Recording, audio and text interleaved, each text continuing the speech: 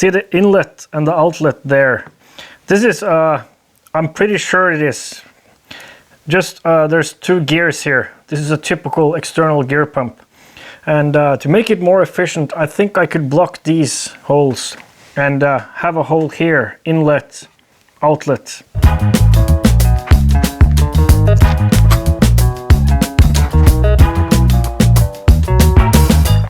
Welcome back to my garage. Electromechanical nitromethanol fuel injection.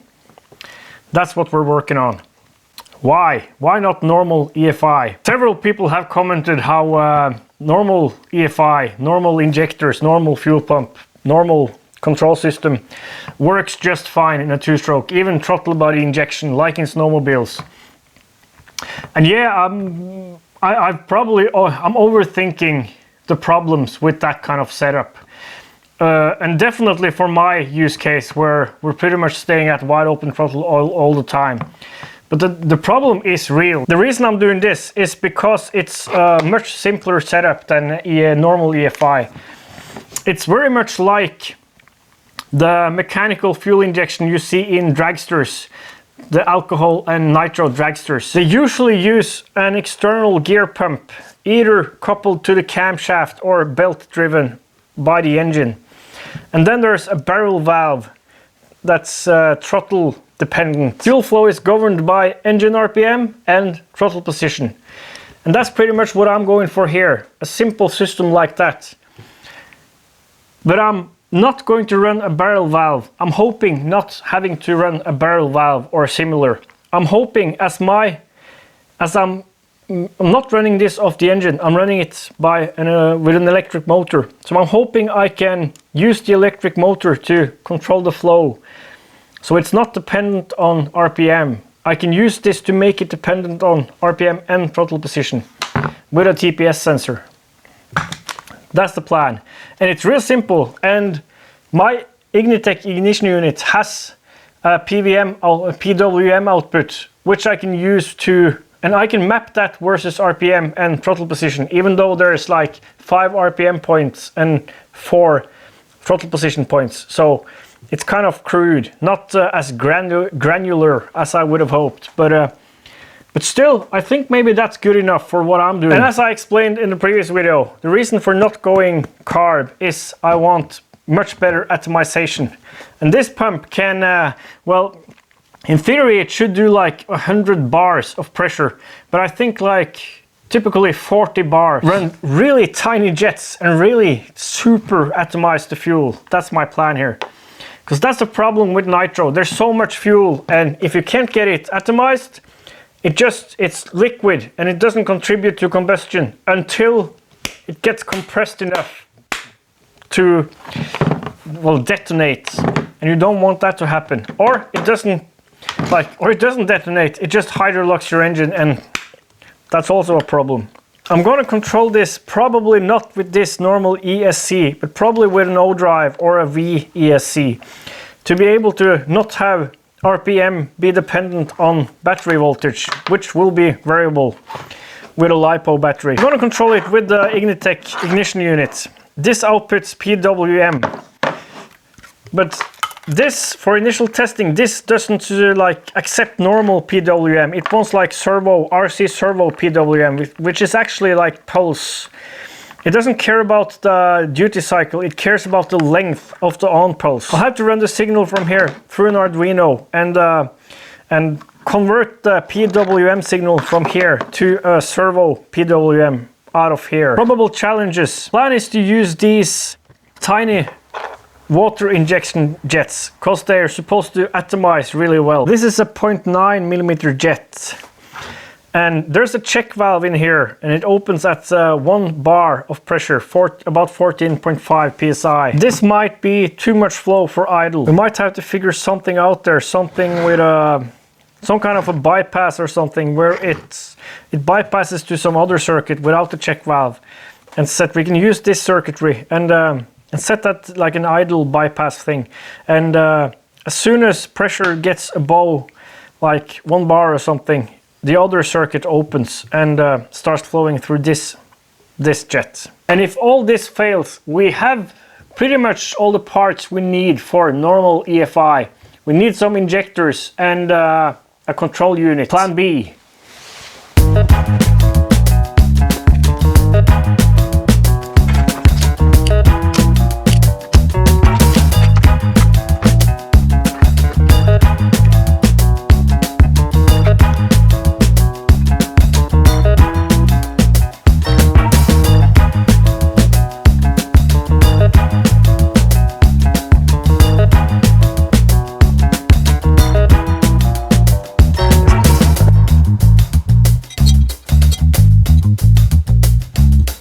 The 0.9 millimeter 1 bar pop-off pressure jet is hooked up to the hydraulic pump. The hydraulic pump is hooked up to the 25% nitromethanol fuel with 10% oil. ESC is hooked up. A pot for control. Let's see how little flow we can get from this and see if that looks like idle flow.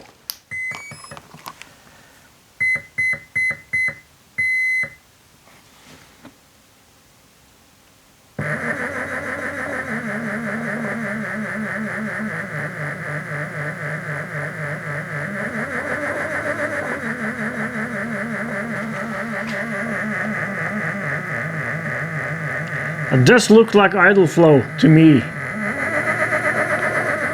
How much flow can we get here?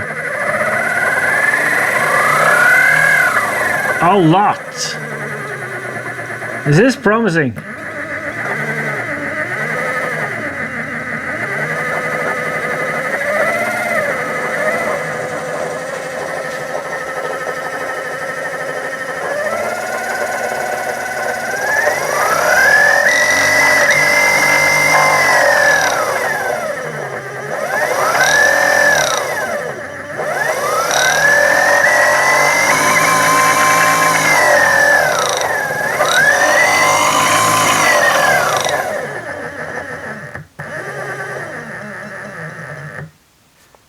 There's no doubt this will flow enough fuel at wide open. About the constant or continuous injection, it is pulsing a lot.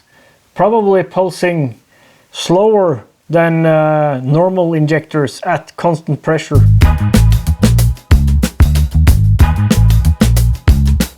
Let's try running the pump without the nozzle and see if it's less pulsy than what it was yesterday without the jet. And if it is, let's try the jet with a little 1 bar pop-off valve thing removed and see what happens.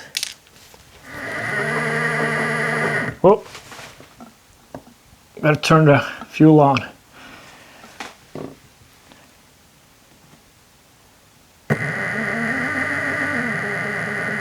So it is pulsing a little bit.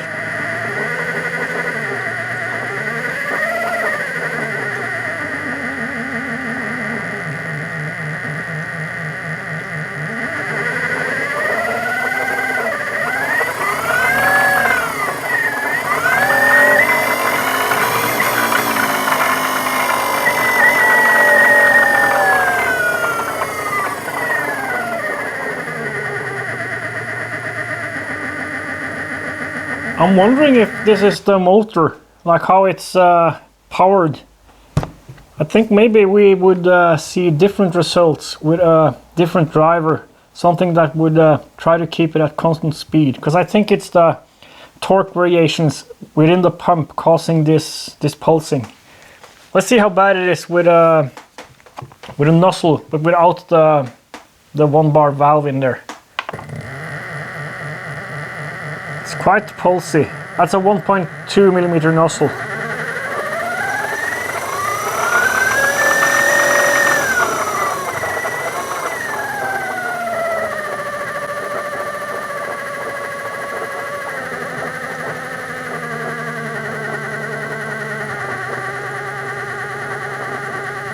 It'll definitely flow enough, and I think we can get rid of most, if not all, of the pulsing from just driving the motor at a more constant RPM.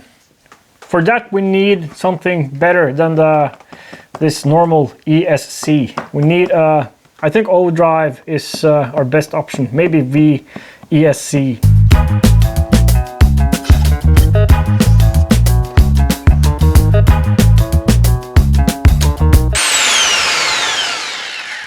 Got the Ignitec hooked up. It's currently sitting at 20 degrees flat line. Water, oil, fuel. Get a baseline with this on normal gas, with a normal carb, everything normal. And then we can start experimenting with nitro injection. And then after that, the proper EFI setup with methanol and nitromethane. I think we'll have to wait until we have the O-drive or VESC drive unit for that to work though. But let's see if this starts now.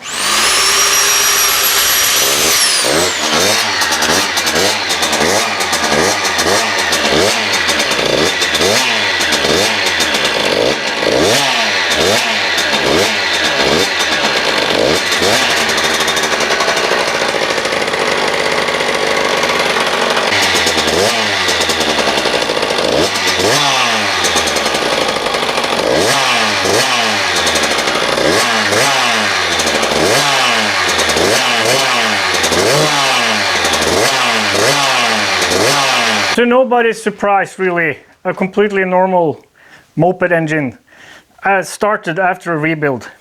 The only difference from completely normal here is the Ignitec setup with that lobe. Clean stuff up and prepare it for testing. And then testing can commence. I've pumped up the tires and strapped it down properly, aligned the wheel with the roller, and exhaust extraction is hooked up. Everything's hooked up. So now we're gonna check ignition timing and adjust accordingly in and see if it's off, and then adjust accordingly in software.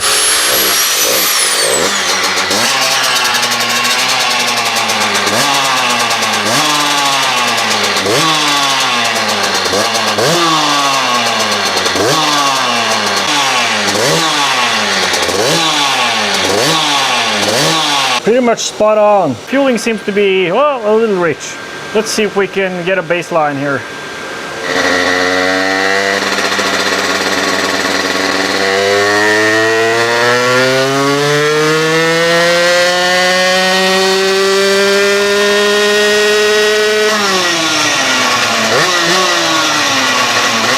About 6.5 horsepower from 10,000 to 12,000. And then slowly, doesn't seem right. I never revved it to 15,000 RPM, I think. Did I? No, I think it's the gear correction. Let's see here. I'll have to lock gear ratio. Let's put a fan on this so it doesn't overheat.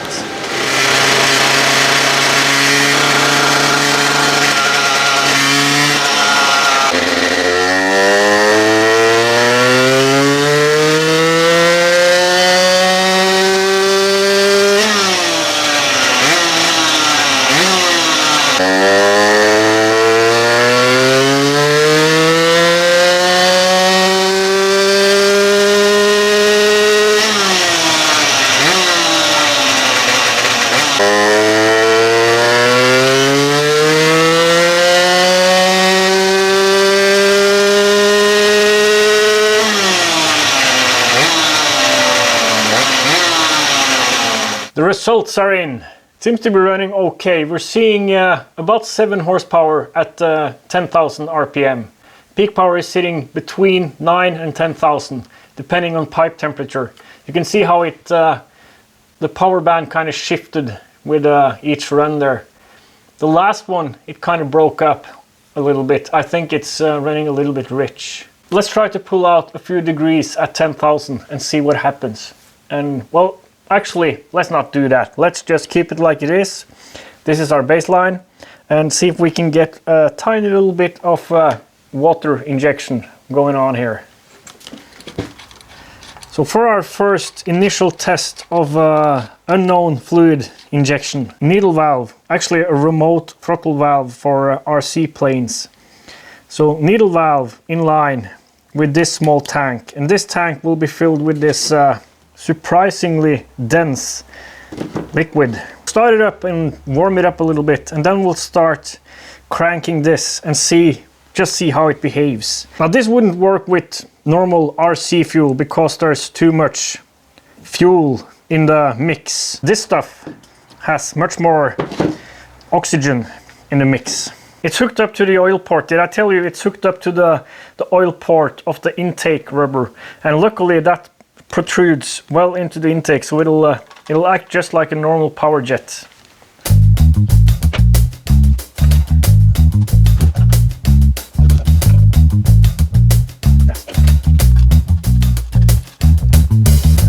Slight bit of warm-up, and then we'll see how this behaves. I might want to use something to pinch it so I can unpinch it at wide open, actually. See if I can find a tiny little clamp or something.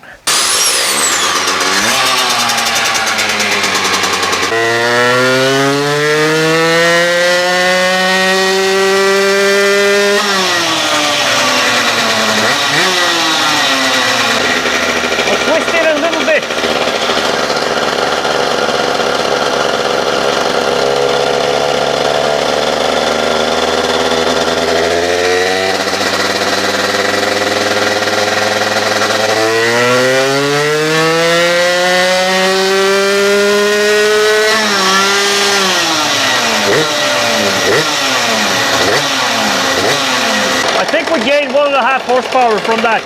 I'm going to twist it a bunch more and use the clamp so that I can keep it from injecting all the time.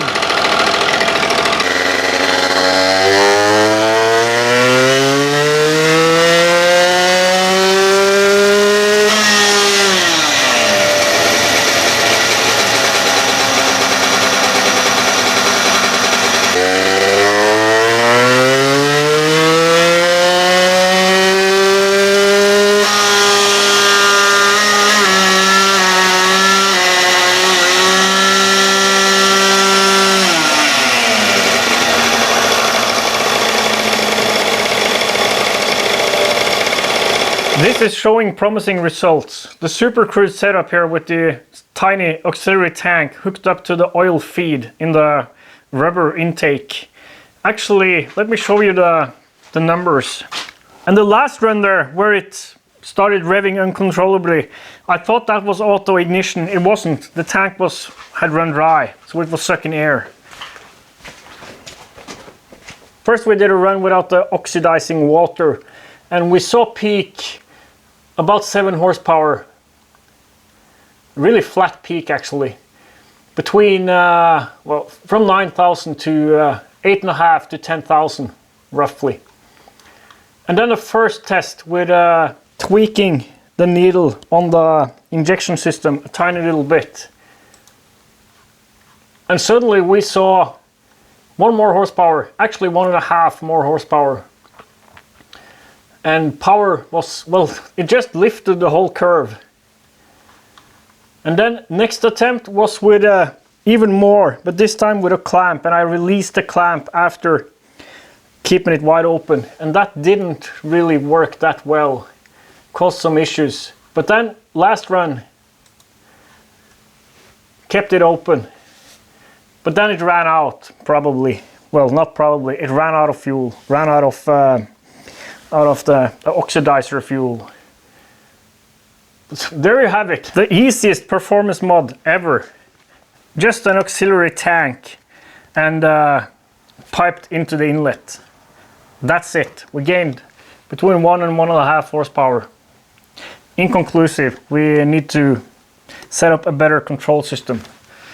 I guess now we'll just have to find out how much we can pump in there, and hopefully not destroy the engine, because I want to use this for the methanol nitromethane injection system. Maybe we can try to give it a little more, but I don't think we should go overboard here, because our main purpose is not pure pure water injection. Heavy water. Is this the end of the video? I'm not sure yet. If it is, see you next time.